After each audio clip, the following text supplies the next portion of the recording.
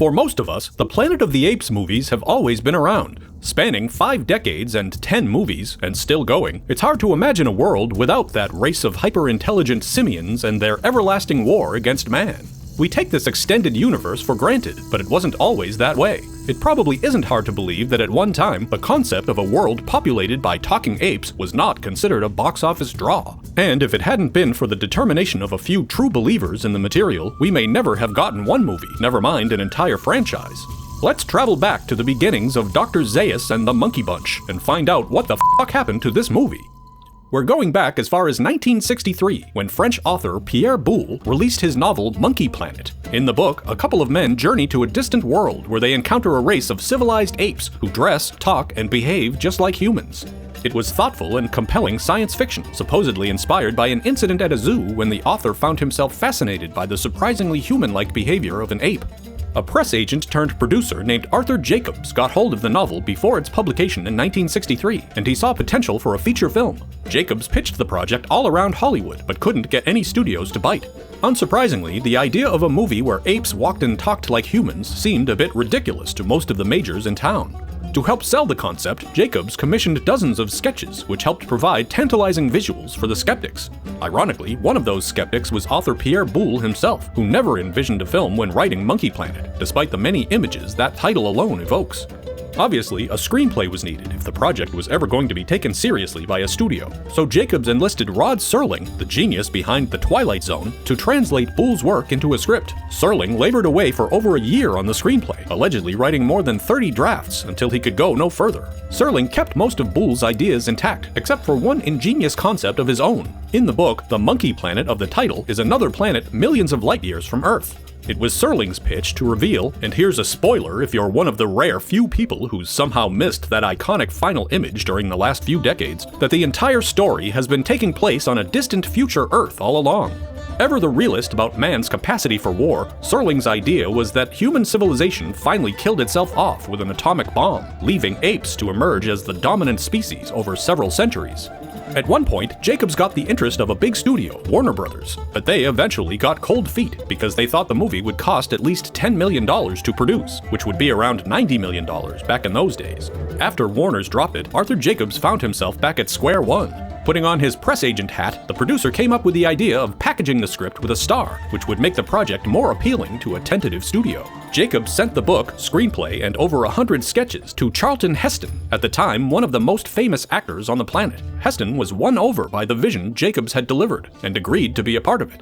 Now, Jacobs had a project he could sell. Even more beneficial to his cause would be having a director on board, and Heston suggested Franklin J. Schaffner, with whom he'd just made a historical epic called The Warlord. Schaffner saw the potential in the idea, but agreed the budget was going to be too big for a studio to take on. With a new writer, Michael Wilson, who had written Oscar-winning films like Bridge on the River Kwai and Lawrence of Arabia while he was blacklisted, Schaffner reimagined Boulle's original vision and made the ape planet more primitive. Instead of the apes driving cars and living in apartment buildings, they would ride horses and live in caves. This would considerably cut costs while still keeping the heart of the story intact.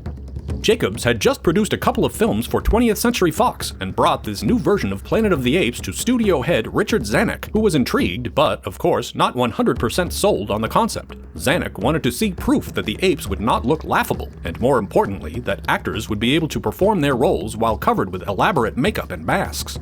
Using script pages from one of Rod Serling's drafts, Schaffner and Jacobs shot footage with Charlton Heston as the lead human astronaut Taylor, along with movie legend Edward G. Robinson as Dr. Zaius, and a young James Brolin as one of the apes. Model Linda Harrison, who was then Richard Zanuck's mistress, was also featured as an ape, although ultimately she would play Taylor's human love interest Nova. The makeup was done by John Chambers, who during World War II made prosthetic limbs and facial restorations for wounded and disfigured soldiers. Using the same concepts he had engineered for survivors of the war, Chambers brought his talents to Hollywood and became one of the town's most in-demand special makeup designers, coming up with Mr. Spock's ears in Star Trek, among many other notable credits. Once Zanuck saw the screen test, he gave Planet of the Apes a green light some 3 years after Arthur Jacobs had first pitched the book to the studios. The film was given a budget of $5.8 million, with a cool $1 million of that going toward Chambers' makeup department. The production utilized somewhere in the neighborhood of 80 crew members to work in various costume, art, and makeup departments. Supposedly, there were so many people working on Planet of the Apes that several other Hollywood productions were delayed until the crew became available. Making things even more hairy, and not in the good way, was the fact that Fox slashed the shooting schedule by 10 days, just a few weeks before filming, obviously lending the already difficult production an even greater sense of urgency. Director Franklin Schaffner was committed to populating his movie with veteran actors. The role of Zero was offered to the legendary Ingrid Bergman, but she turned it down. Years later, her daughter Isabella Rossellini would reveal that declining Planet of the Apes was one of the biggest regrets of her mother's career. Edward G. Robinson was prepared to play Dr. Zaius, but unfortunately he became too sick to perform the part, although he would later join Charlton Heston in another sci-fi classic, Soylent Green, Robinson's final role. Instead, Dr. Zaius went to Maurice Evans, perhaps then best known for his role on the hit sitcom Bewitched. The character of sympathetic scientist Cornelius was offered directly to English-born actor Roddy McDowall, while Cornelius's wife Zero was played by Kim Hunter, an Oscar winner for A Streetcar Named Desire. As previously noted, Linda Harrison would play primitive human Nova, although sexy stars like Raquel Welch and Ursula Andress were first offered the role. The actors playing the apes were in for a bit more than they bargained for when production commenced in May of 1967. Initially, applying the makeup took around 6 hours, but on a good day it would improve to only take 3. Naturally, it was hot during the summer in California, and wearing the heavy makeup made things even more uncomfortable. The actors found they had to overact with their facial expressions to provide emotion to their characters, and they had to keep their faces moving constantly so that the makeup appliances wouldn't stiffen up. Worst of all, they could not take the makeup off until filming was finished for the day, meaning they had to eat, or drink, most of their meals through straws. And as many of the actors were smokers, cigarette holders were necessary to indulge their habits. Actress Kim Hunter seemed to have the worst time with the makeup. She found it claustrophobic to the point where she needed to take Valium every day before it was applied to her face. She eventually stopped eating altogether during filming hours, obviously resulting in a very stressful shoot. And while Charlton Heston was not in heavy makeup, he didn't have it much easier. In stark contrast to the well-known noble and heroic characters he was known for, like Ben-Hur and Moses, Taylor was constantly being beaten down by his oppressors. The character is often semi or fully nude, meaning the hot summer sun was always baking the actor's back, and he had to wear rubber booties on his feet to keep them from getting too damaged during Taylor's many running scenes. Adding more misery was that Heston suffered with the flu for most of the shoot. There was a consideration of delaying the shoot for a while so the actor could recover, but Schaffner thought Heston's bedraggled state would add to the character's torture. When Taylor screams his immortal line, "Take your stinking paws off me, you damn dirty ape!" Heston's voice was genuinely raspy from his illness. Getting sprayed with a water hose made his poor condition even worse. But you have to admit, the actor was a hell of a trooper and gave a terrific performance. The first scenes shot for the film were the early sequences with Taylor and his fellow astronauts crash landing in the strange new world.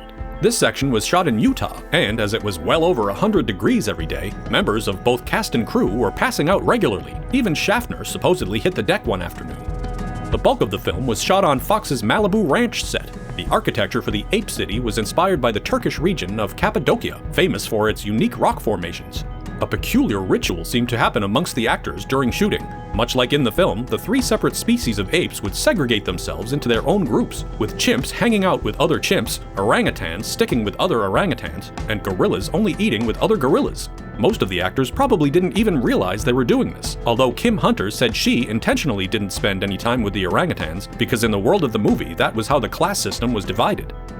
Of course, we can't talk about Planet of the Apes without discussing its climax, among the most famous in film history. Though there were several possible endings scripted, the producers stuck with the one Rod Serling conceived, that Taylor would learn he's actually on Earth after seeing the destroyed remains of the Statue of Liberty. Shot on Zuma Beach in Malibu, the ending was only revealed to specific cast and crew members. It was intentionally omitted from the majority of the scripts because Fox did not want the surprise leaking. The final image in the film, where you see half of Lady Liberty in all her glory, is the work of a matte painting, but the physical tease of the statue was actually built some 70 feet above the beach. The head and the torch were constructed out of paper mache and set above a large scaffold, where the camera could move past them and cheat the actual size. Film history done simply, although apparently it was difficult getting anyone to actually climb the towering structure. Production on Planet of the Apes wrapped in August 1967, having taken 3 very hot months to finish. Supposedly, the subsequent sequels to the film were all shot during the fall and winter months, with the producers having learned their lesson after enduring the stifling summer production. When Planet of the Apes was released in April of 1968, the movie was an immediate hit and ultimately grossed a very impressive $32 million in the US, a fair profit considering its $5 million budget. The movie was nominated for 2 Oscars, Best Costume Design and Best Score for Jerry Goldsmith, and it won a special honorary award for John Chambers' splendid makeup achievements. Naturally, a sequel was quickly planned, and 2 years after the original, Beneath the Planet of the Apes was released. 3 more sequels followed for 3 consecutive years, although the budgets and profits were inevitably shrinking. In 1974, a Planet of the Apes TV show premiered on CBS, though it did not prove successful and ended after only 14 episodes. That was followed by a 1975 animated series called Return to the Planet of the Apes, but that also lasted only a short while. It started to seem like the apes were finally going to go extinct. Of course, we all know they wouldn't stay dead for long. After years of false starts, a remake of the classic film was directed by Tim Burton and released in July of 2001, complete with its own impressive makeup and attempt at a twist ending. While that movie was a non-starter from a franchise perspective, a rebooted series of films began in 2011 with Rise of the Planet of the Apes, which would successfully reignite the public's fascination with the series. Still, many believe the one that started it all has yet to be topped. With its mix of social commentary and rousing action, suspense, and drama, it remains a unique picture unlike any that came before it. And it has been referenced in countless movies, TV shows, and other fiction that followed. I can sing! Dr. Zaius, Dr. Zaius, oh, Dr. Zaius. Dr. Zaius, Dr. Zaius. What began as a far-out idea that had plenty of doubters became one of the most iconic brands in cinema. Seems like this particular monkey business is very good business indeed.